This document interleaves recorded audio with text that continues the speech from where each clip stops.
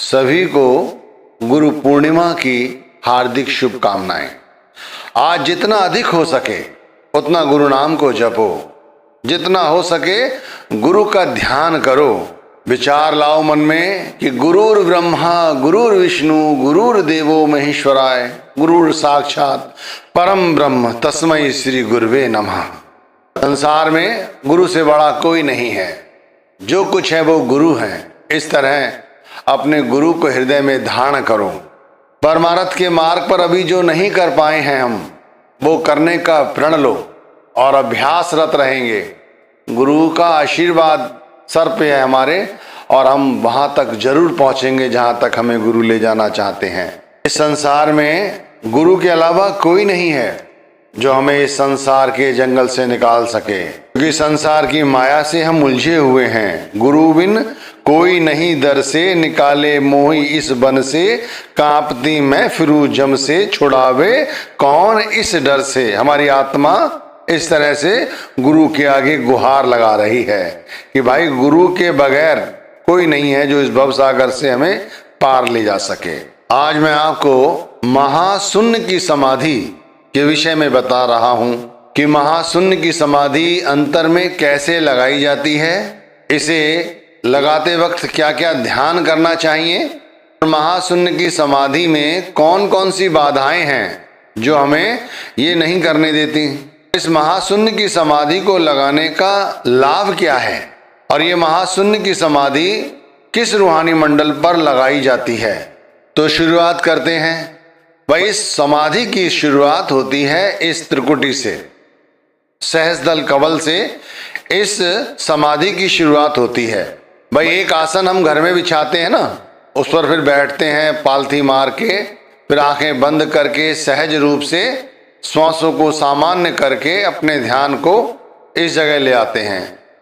तो एक समाधि की अवस्था तो वो है जो हमने बाहरी रूप से की, और एक समाधि ये है जो हमने यहाँ पर शुरू की। इस दोनों आंखों के बीच में यहाँ पर अपनी समाधि की शुरुआत की। मतलब अपना शरीर जो है वो तो हमने इस आसन पर लगाया जो धरती पर बिछा हुआ है, और आत्मा का आसन कहाँ लगाया? इस पर, इस सहस्त्रदल कवल पर, आज्ञा चक्र पर। अब यहाँ से जब हम सुमिरन भजन शुरू करते हैं, चाहे सुमिरन की अवस्था में बैठे हो चाहे भजन की अवस्था में, इन दोनों ही अवस्था में जब हमारा ध्यान इस जगह रहता है और ऊपर चढ़ता है, तब हमारे अंदर एक समाधि की स्थिति पैदा होती है। यदि संसार की आसक्ति है थोड़ी सी भी, तो हम शून्य की समाधि और महाशून्य की समाधि में नहीं उतर पाएंगे। सबसे पहले हमें शून्य की समाधि में उतरना है। तो जब ख्याल ऊपर चढ़ता है तब शरीर से भी ख्याल हट जाता है और हमारा शरीर धीरे धीरे शून्य होने लगता है। और जैसे जैसे ये शून्य होता चला जाता है और ख्याल ऊपर चढ़ता चला जाता है, वैसे वैसे महाशून्य की अवस्था हमारे अंदर उत्पन्न हो जाती है। अब महाशून्य की अवस्था ऐसे समझ लीजिए एक घोर अंधकार की अवस्था है, और उस घोर अंधकार की चढ़ाई जब हम करते हैं गुरु के संग, तब हमें उस घोर अंधकार में बंसी की धुन सुनाई पड़ती है। इस बात को स्वामी जी महाराज ने भी समझाया है। महाशून्य की करी चढ़ाई सतगुर संग, खेप निभ आई तिमिर छाट, प्रकाश दिखाई भंवर गुफा, बंसी सुन पाई। अब इसे फिर से समझो क्या समझा रहा हूं।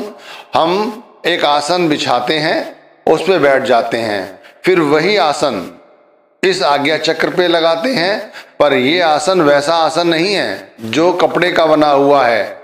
ये आसन तो हमारी आत्मा का है, जहां हमारी आत्मा बैठ जाती है और गुरु के स्वरूप के साथ जुड़ जाती है, गुरु के नाम के साथ जुड़ जाती है।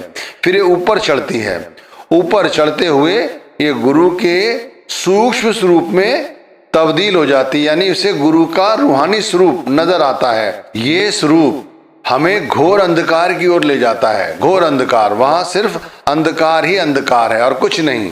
वहां हमारी आत्मा धुन, किसी आवाज को अनुभव में लाती है, या उसे किसी प्रकाश का अनुभव होता है। ये दो चीजें हैं जो हमें महाशून्य की समाधि में महसूस होती हैं। पहली, प्रकाश, तिमिर छाट प्रकाश दिखाई, भंवर गुफा वंशी सुन पाई। फिर वहां पर हमें धुन सुनाई देती है। किसकी धुन? वंशी की धुन। धुन तो कई और भी हो सकती है, ऐसा नहीं है कि वंशी की ही हो, धुन कई हैं। वहां पर आप पहुंचेंगे तो वहां कई तरह के आपको प्रकाश दिखाई देंगे और कई तरह के आपको ये धुनें सुनाई देंगी। लेकिन ये अंधकार है, महाशून्य का अंधकार। यहां तक पहुंचने के लिए हमें क्या करना होगा? सबसे पहले समझो क्या करना होगा। देखो, महाशून्य की जो अवस्था है, जो समाधि है, वो तीसरा जो रूहानी मंडल है हमारा, और जो चौथा रूहानी मंडल है। तीसरा रूहानी मंडल कौन सा है? दशम द्वार। और चौथा रूहानी मंडल कौन सा है? भंवर गुफा।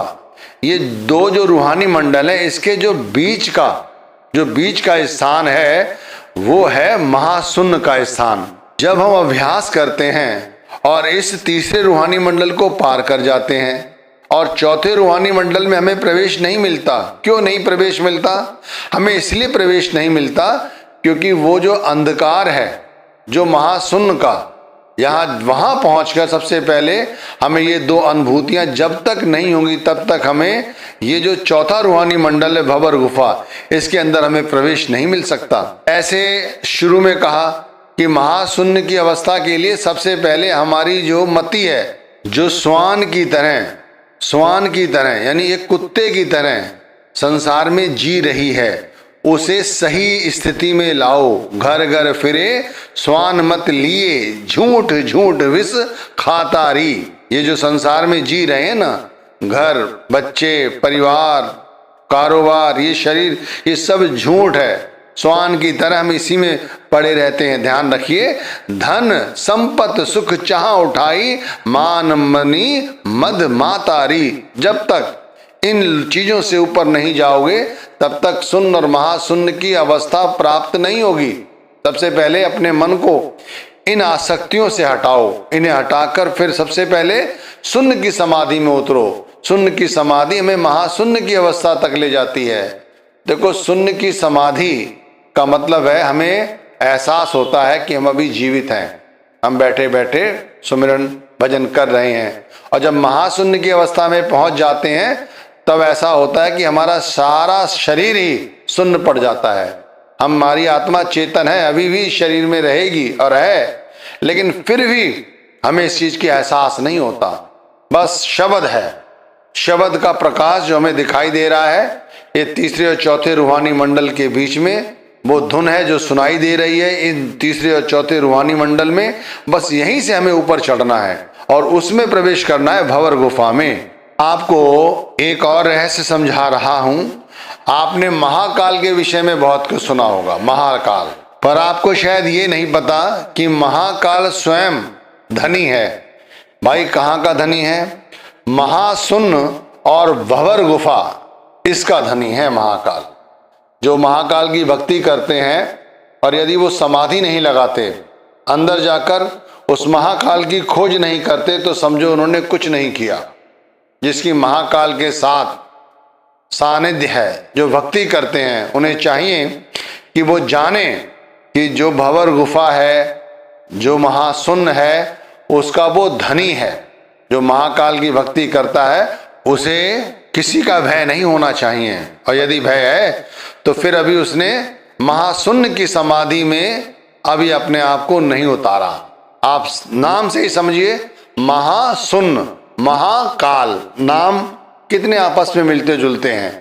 तो भाई, महाकाल जो है महाशून्य और भंवर गुफा का धनी है। और जब हम महाशून्य की समाधि में उतर जाते हैं और वहां हमें जो घोर अंधकार का अनुभव होता है, जो हमें उसे पार करना होता है, उसमें हमारी महाकाल ही मदद करते हैं। और एक बार इस महाशून्य की समाधि को पार कर जाओ और भंवर गुफा में प्रवेश मिल जाए, तो वहां पर जो सोहम की धुन है, जहां सोहम की धुन हर वक्त होती रहती है, वही उस लोक तक, जिसे सतलोक कहा गया है, वहां तक पहुंचा देती है।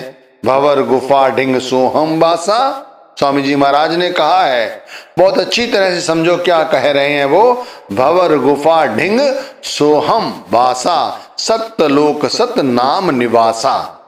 तो हमें ये अभ्यास करना है, हर रोज अभ्यास करना है कि हम जैसे धरती पे आसन लगाते हैं उसी तरह त्रिकुटी पे आसन लगाएं, सहस्त्रदल कमल पर आसन लगाएं। यहाँ किसी बिछौने की आवश्यकता नहीं है, अपनी आत्मा को सहज रूप से वहां बिठाओ, गुरु के स्वरूप के साथ जुड़ो। बहुत दिन हो गए नाम को सुमरते हुए, अब इससे आगे चलो, शून्य से महाशून्य की अवस्था तक पहुंचना है और महाकाल जो कि धनी है उसके साथ अपने आप को जोड़ना है। और एक बार महाशून्य की अवस्था से आत्मा आगे निकल जाए तो फिर जैसे समझा दिया गया है, भवर गुफा ढिंग सोहम वासा, सत्य लोक सतनाम निवासा।